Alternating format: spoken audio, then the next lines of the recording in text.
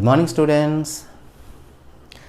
In this lecture, I am going to discuss a new topic, students. The topic name is Vector Differentiation. What, students? Vector Differentiation. In Vector Differentiation, I am going to discuss what is vector function and derivative of a vector function and properties of derivative. Now, before going to the definition, let us discuss some concept of this topic, students. It has so many applications, students. So many applications we can observe in daily life, students. For example, we can observe the river flow, students. The river flow. It has a quantity and directions. Navigation of aeroplane, students. Navigation of aeroplanes. It has a quantity and directions. Ships. It has a quantity and directions. Satellites. It has a quantity and directions. Some directions, students. Not only these, students, but also nowadays everybody use, students, mobile phones. Most of the people are playing exactly games, students. In games, there are certain objects. Okay, students. When he throw,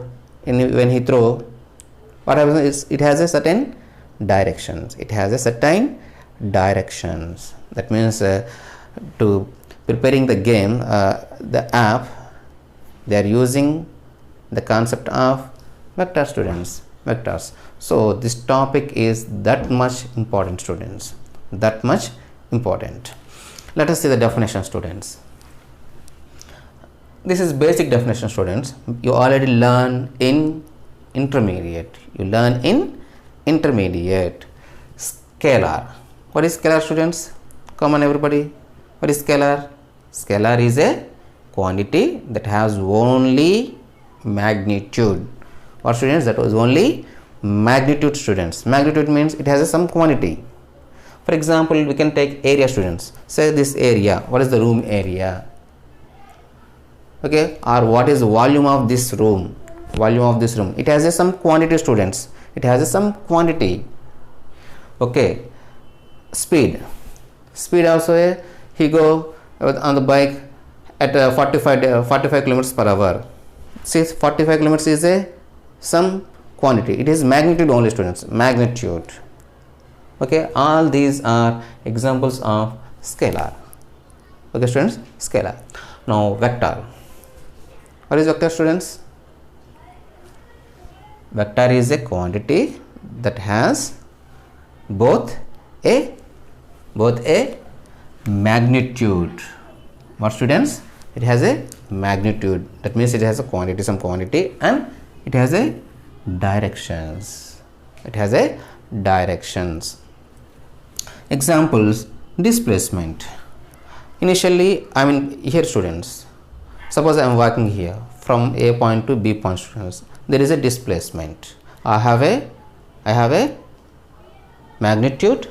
Okay, so quantity, and I have direction, students.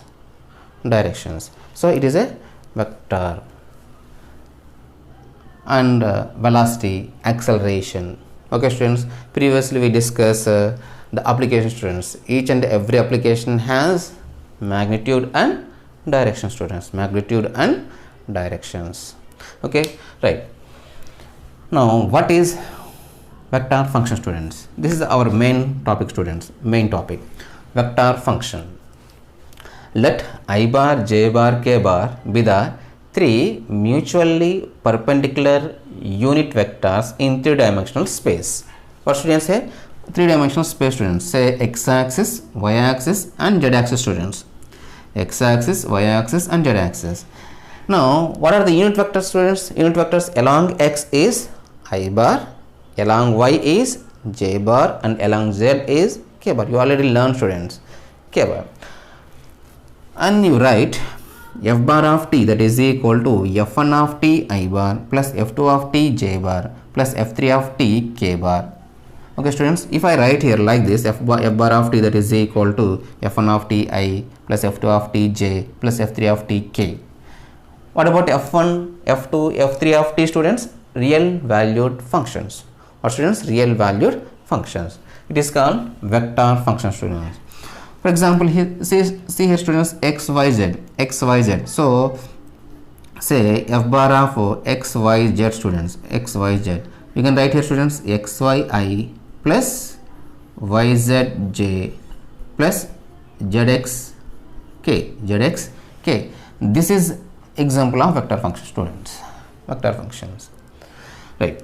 Now, what is our topic students? Vector differentiation. Differentiation students. That means we need to know the definition of derivative.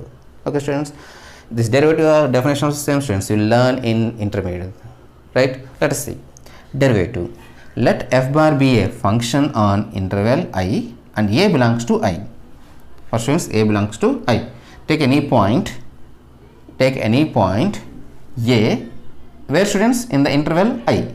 I is any interval students. Then if you define limit t tends to a, f bar of t minus f bar of a by t minus a.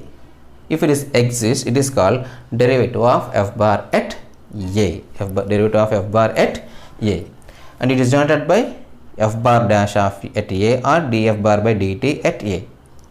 Simply we can write here students df bar by dt, that is equal to limit t tends to a, f bar of t minus f bar of a by t minus a. Okay students, this is very basic definition students, basic definition. And please remember one thing students, we are not at all use this basic definition. Okay students, basic definition. What is it students? Df bar by dt. Now I observe here students f bar of x y z, x y I plus y z j plus z x k. Suppose I want to find here, it is function of three variable students. So dou f bar by I want to find dou x students. Dou f bar by dou x. Come on, tell me students. Dou f bar by dou x. Dou f bar by dou x means, you already learned students. Derivative of x is 1. With respect to x, y is constant students. So we get here y I. Here with respect to x, y, z are constant students. So the value is 0 plus x, derivative of x is 1, z k bar.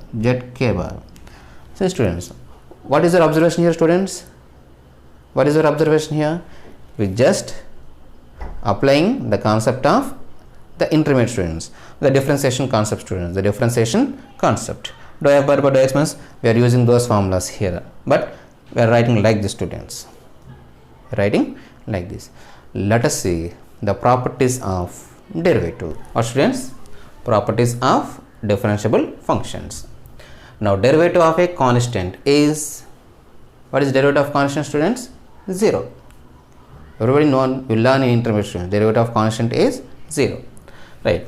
If there are two function students like f bar and g bar are differentiable vector functions, then derivative of students, derivative with respect to t, d by dt of f bar plus or minus g bar, that is equal to df bar by dt plus or minus dg bar by dt.